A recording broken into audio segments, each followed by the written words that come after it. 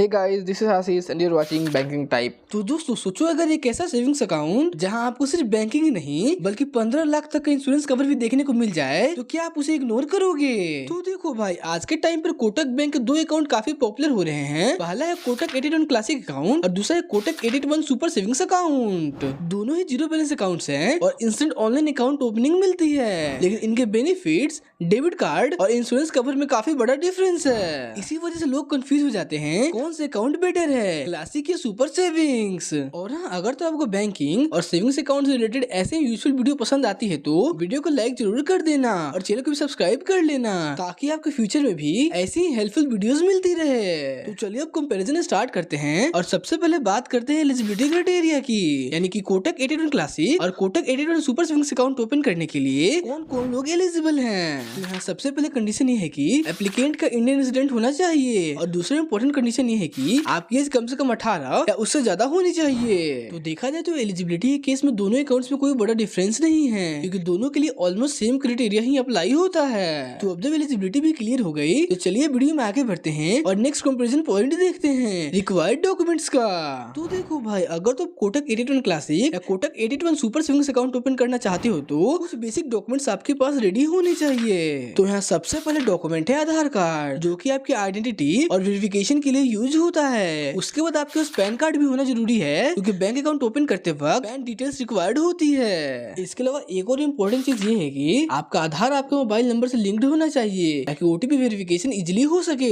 और क्योंकि Kotak 81 account online open होता है, इसलिए आपके पास एक स्मार्टफोन होना चाहिए इसमें वर्किंग कैमरा और इंटरनेट कनेक्शन हो ताकि आप वीडियो केवाईसी कंप्लीट कर सको। तो डॉक्यूमेंट्स के केस में दोनों ही अकाउंट्स के रिक्वायरमेंट्स ऑलमोस्ट सेम ही हैं। तो अब जब डॉक्यूमेंट्स भी क्लियर हो गए तो चलिए आगे बढ़ते हैं और नेक्स्ट कंपैरिजन पॉइंट्स देखते हैं बेसिक फीचर और चार्जेस का।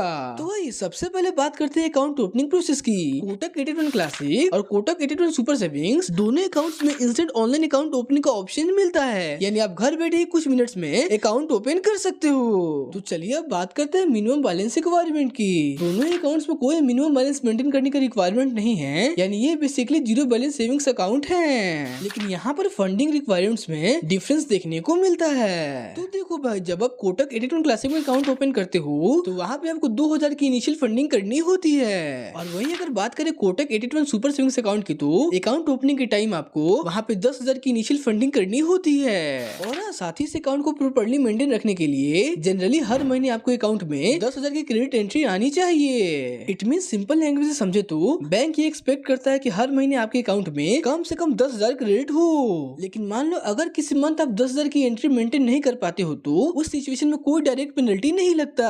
पर अगर ये कंडीशन लगातार मेंटेन नहीं होती तो उस टाइम के बाद आपका कोटक 81 सुपर सेविंग्स अकाउंट को कन्वर्ट करके कोटक 81 क्लासिक अकाउंट बना सकते हैं। इसलिए अगर आप सिर्फ Kotak 81 super savings account continue use करना चाहते हो तो एक स्मार्ट ऑप्शन ये है कि इस अकाउंट को सैलरी अकाउंट बना लो। इससे हर मंथ आपकी सैलरी ऑटोमेटिकली क्रेडिट होती रहेगी और अकाउंट की रिक्वायर्ड एंट्री भी मेंटेन रहेगी। तो आइए अब बात करते हैं एक्स्ट्रा बेनिफिट्स की।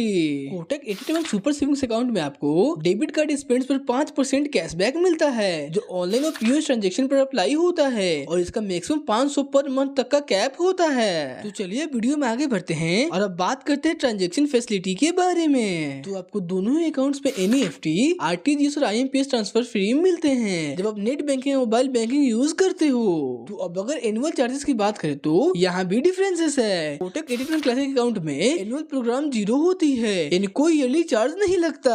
लेकिन वहीं कोटक 81 सुपर सेविंग्स अकाउंट में 399 का एनुअल प्रोग्राम फी चार्ज लिया जाता है। तो दोस्तों अब इंटरेस्ट रेट की बात करें तो दोनों ही अकाउंट्स में एक्टिव मनी फीचर के साथ अप टू 5.75% पर एनम तक इंटरेस्ट अर्न करने का ऑप्शन मिलता है। और फाइनली अगर डेबिट कार्ड की बात करें तो कोटक 81 क्लासिक अकाउंट में फ्री वर्चुअल डेबिट कार्ड देखने को मिलता है, जो मेनली ऑनलाइन ट्रांजैक्शंस के लिए यूज होता है। और वहीं कोटक 81 सुपर सेविंग्स अकाउंट में वर्चुअल के साथ फिजिकल डेबिट कार्ड का भी ऑप्शन देखने को मिलता है, जिससे आप एटीएम विड्रॉल और ऑफलाइन ट्रांजैक्शन भी इजीली कर सकते हो। तो ओवरऑल अगर देखा जाए तो सुपर सेविंग्स अकाउंट में कुछ एक्स्ट्रा बेनिफिट्स मिलते हैं, लेकिन उसके साथ एनुअल फी और फंडिंग कंडीशन भी अटैच होती है। तो अब जब हमने बेसिक फीचर्स और चार्जेस का कंपैरिजन देख लिया तो चलिए अब बात करते हैं इंश्योरेंस और प्रोटेक्शन बेनिफिट्स की, क्योंकि यहाँ पर दोनों ही अकाउंट्स में काफी इंटरेस्टिंग डिफरेंस देखने को मिलते हैं। तो अगर तो सबसे पहले बात करें कोटक 81 क्लासिक अकाउंट की तो इस अकाउंट में आपको personal accident cover up to 2 lakh तक मिल जाता है। इसके अलावा बात करें परचेस प्रोटेक्शन की तो आपको यहाँ 50,000 का बेनिफिट भी मिलता है। यानी अगर आपने डेबिट कार्ड से कोई परचेस किया और इसमें कोई इशू होता है तो उस सिचुएशन में प्रोटेक्शन मिल सकता है। और साथ ही आपको यहाँ lost card liability cover up to 2.5 lakh तक दिया जाता है। यानी अगर आपका डेबिट कार्ड खो जाता है या मिसयूज हो जाता है तो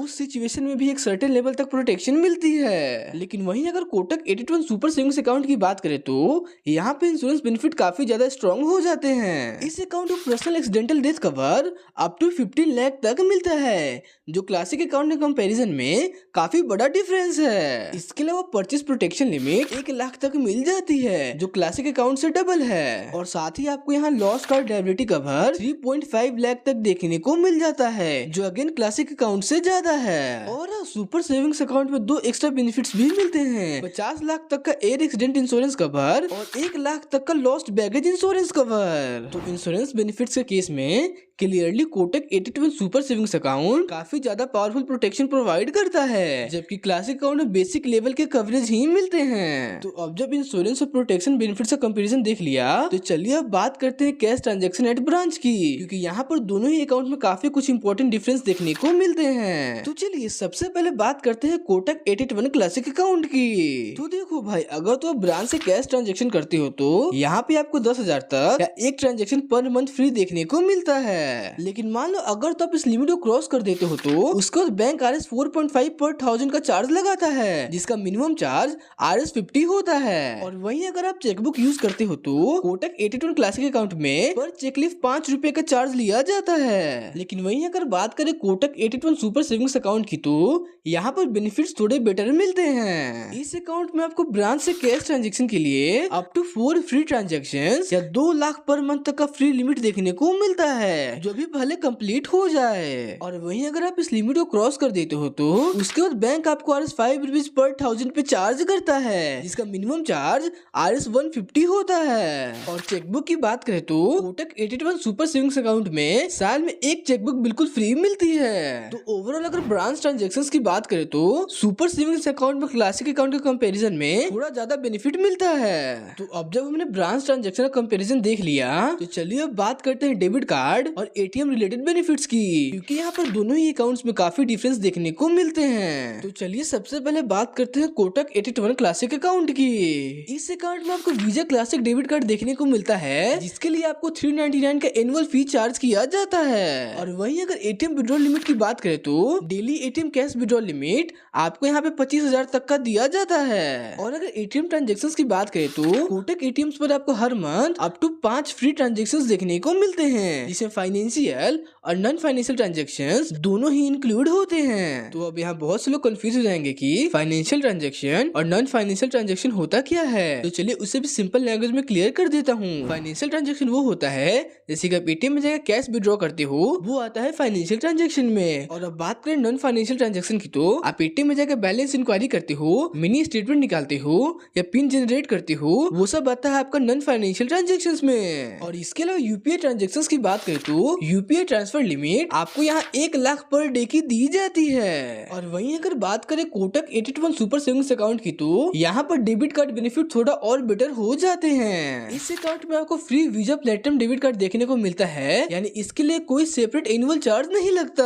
और साथ ही ATM विड्रॉल लिमिट यहाँ पर ज्यादा देखने को मिलती है, जहाँ daily ATM cash withdrawal limit 1 lakh तक की होती है। और अब अगर ATM ट्रांजेक्शंस की बात करें तो यहाँ भी अप टू 5 फ्री ट्रांजेक्शन पर मंथ देखने को मिलते हैं। और वहीं UPI ट्रांसफर लिमिट की बात करें तो 1 लाख पर डे तक का लिमिट यहाँ भी आपको देखने को मिलता है। तो दोस्तों अब जब हमने डेबिट कार्ड और ATM बेनिफिट का कंपैरिजन देख लिया तो चलिए अब बात करते हैं ब्रांच से RTGS और NEFT ट्रांजेक्शन चार्जेस के बारे में, क्योंकि यहाँ पर दोनों ही अकाउंट्स में कुछ डिफरेंस देखने को मिलते हैं। तो आइए सबसे पहले बात करते हैं कोटक 81 क्लासिक अकाउंट की। तो अगर तो आप ब्रांच से RTGS ट्रांजेक्शन करते हो तो 2 लाख से 5 लाख तक के ट्रांजेक्शन पर RS 24 रुपीज का चार्ज लगता है। और वहीं अगर ट्रांजेक्शन 5 लाख से ज्यादा करते हो तो उस सिचुएशन में RS 49 रुपीज का चार्ज लगता है। तो चलिए अब बात करते हैं NEFT ट्रांजेक्शंस की।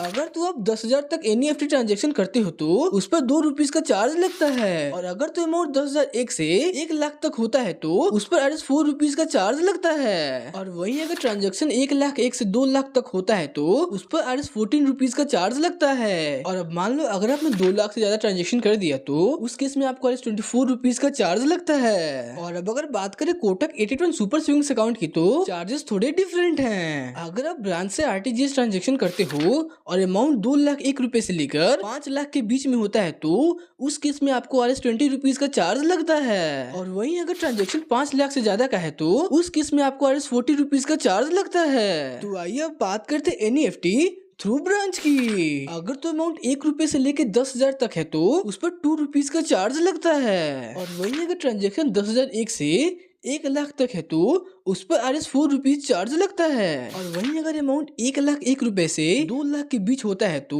उस केस में आपको ₹14 का चार्ज लगता है। लेकिन मान लो अगर आपने 2 लाख से ज्यादा ट्रांजेक्शन कर दिया तो उस केस में आपको ₹24 का चार्ज पे करना पड़ेगा। तो ओवरऑल अगर देखा जाए तो ब्रांच से आरटीजीएस और एनईएफटी ट्रांजेक्शन के चार्जेस दोनों अकाउंट्स में काफी सिमिलर हैं, बस कुछ स्लैब्स में थोड़ा सा डिफरेंस देखने को मिलता है। तो दोस्तों इस वीडियो में हमने कोटक 81 क्लासिक अकाउंट और कोटक 81 सुपर सेविंग्स अकाउंट का कंप्लीट कंपैरिजन देखा।